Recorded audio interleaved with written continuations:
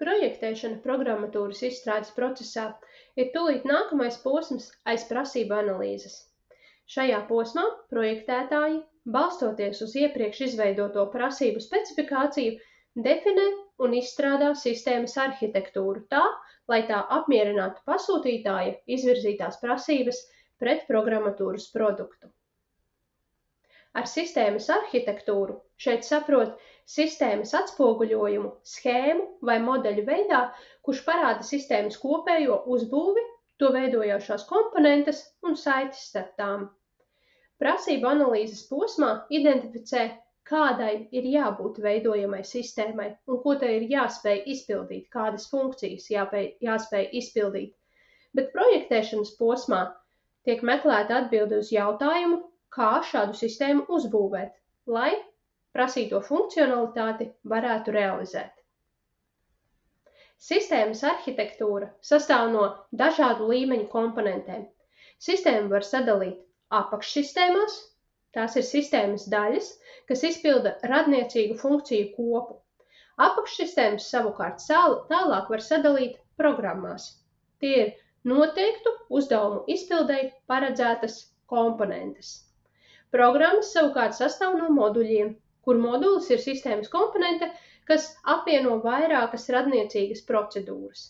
Un zemākā līmeņa sistēmas komponente ir šī te minētā procedūra. Tā ir instrukciju kopa kādā programmēšanas valodā, kas definē darbību secību specifiska uzdevuma izpildei. Katra no minētajām komponentēm ir atsevišķi identificējama. Tas nozīmē, ka tai ir unikāls nosaukums, un tas arī spēj darboties pietiekami neatkarīgi no citām tā paša līmeņa komponentēm. Projektēšanas gaitā notiek pakāpeniska sistēmas sadalīšana uzbūves komponentēs, sākot ar augstākā līmeņa komponentēm un pakāpeniski nonākot pie arvien specifiskākām. Projektēšanas process ir ciklisks, jo tajā ietvertās darbības tiek izpildītas atkārtoti, kamēr tiek iegūts skaidrs un nepretrunīgs sistēmas arhitektūras atspoguļojums. Projektēšanas laikā ir jāpaveic virkne uzdevumu. Pirmais no tiem ir jānosaka sistēmas augsta līmeņa komponentes, tātad apakšsistēmas. Nākamais solis ir identificēt tās uzbūves komponentes, kas veido katru no šīm identificētajām apakšsistēmām.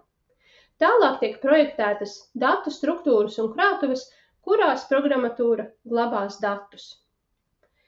Pēc tam tiek identificēta sadarbības starp sistēmas komponentēm, nosakot, piemēram, kā tās savā starpā apmainās ar datiem, vai arī kādas darbības būtu jāizpilda noteiktai komponentei, ja tā saņem pieprasījumu no citas komponentes. Nākamais solis projektēšanas gaitā ir izstrādāt algoritmus, jeb sistēmas darbības soļus. Pēc tam tiek noteikta arī sistēmas sadarbība ar citām sistēmām, piemēram, operētāju sistēmu vai tīklu programmatūru un citām, kā arī ar aparatūru. Un visbeidzot, bet nemazāk svarīgi, tiek projektēts arī sistēmas lietotāja saskarnes izskats. Lietotāja saskarnes projektējums ļauj pasūtītājiem novērtēt sagaidāmo rezultātu. Šis projektējums ietver ne tikai vizuālo izskatu, bet arī katra ekrānā atspoguļotā elementa aprakstu teksta veidā, piemēram, norādot, kādas darbības tiks izpildītas, nospiežot attiecīgo pogu un tam līdzīgi. Tiek norādīta arī sistēmas ekrāna formu savstarpējā saistība, jeb kā notiek pārejas starp dažādiem ekrāniem un pie kādiem nosacījumiem tās notiek.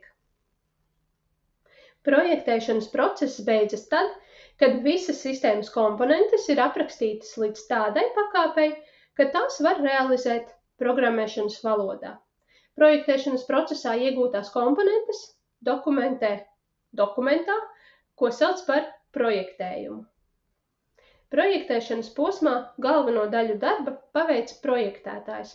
Viņa pienākumi ir šādi: pētīt programmatūras sistēmas, to darbības principus un informācijas apstrādi, izstrādāt sistēmas arhitektūru tā, lai tā apmierinātu prasību specifikācijā izvirzītās prasības pret sistēmu. Tālāk viņam ir nepieciešams izstrādāt detalizētu projektēšanas dokumentāciju, jeb projektējumu, kas skaidri un precīzi apraksta, kādas būs sistēmas komponentes, kā tās savā starpā iedarbosies un kādā vidē tās strādās, kā arī citas realizācijas detaļas.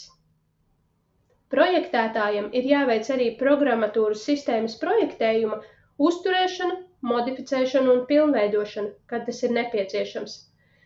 Viņam jāplāno programmatūras sistēmas, tehnisko iespēju attīstība un pilnveidošana, kas iespējams nākotnē būs nepieciešama. Un jāsniedz konsultācijas sistēma analītiķiem un klientiem, kā arī iespējams jāvada pakļauto cilvēku grupas. Projektētājs var darboties ne tikai projektēšanas posmā, bet arī prasību analīzes posmā, piemēram, palīdzot prasību specifikācijas izstrādē, realizācijas posmā, tas var piedalīties programmatūras īstenošanas procesu pārvaldīšanā, ieviešanā un uzturēšanā, var veikt tehnisko risinājumu pilnveidošanu un attīstīšanu. Un savu pienākumu veikšanai projektētājiem ir nepieciešamas dažāda līmeņa teorētiskas un praktiskas zināšanas programmu inženierijā, tīklu, programmēšanas un datu bāzu tehnoloģijās, kā arī jāzina dažādi programmatūras sistēmu arhitektūras tipi, kādas ir to priekšrocības, trūkumi un kādiem lietojumiem katru no tiem izmanto. Projektētājiem jābūt arī prasmei strādāt ar IT nozares standartiem un speciālo tehnisko literatūru. Turklāt viņam ir jābūt labi attīstītai prasmei risināt sarežģītas problēmas. Svarīga ir arī prasme efektīvi un patstāvīgi strādāt komandā un sadarboties ar citiem kolēģiem, kā arī ar pasūtītāju.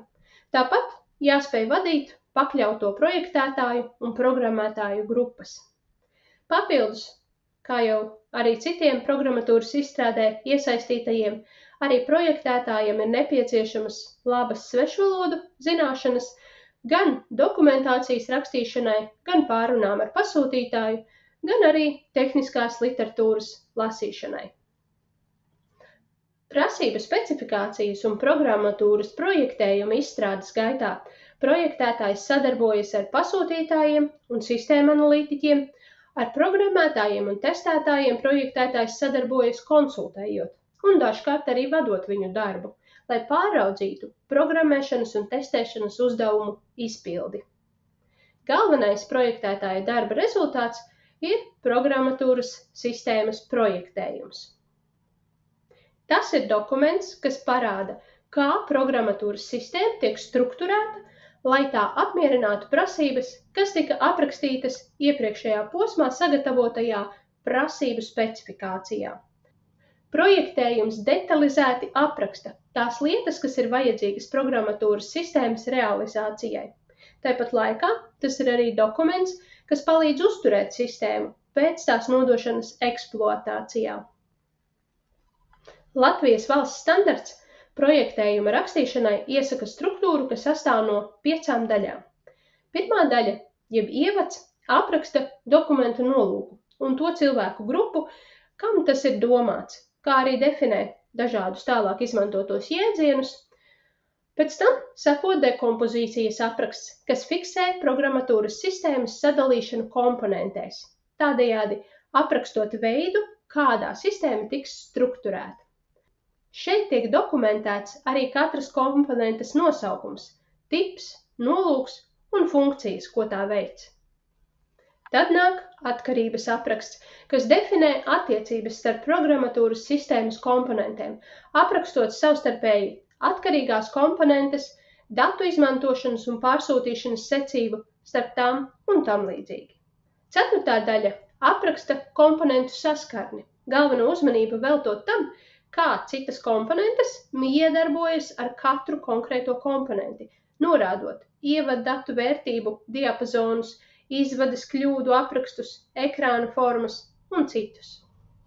Un visbeidzot seko detalizēts projektējums, kur apraksta katras komponentes iekšējo struktūru, kādas datu glabāšanas struktūras tiks izmantotas un kāda būs algoritmu soļu secība.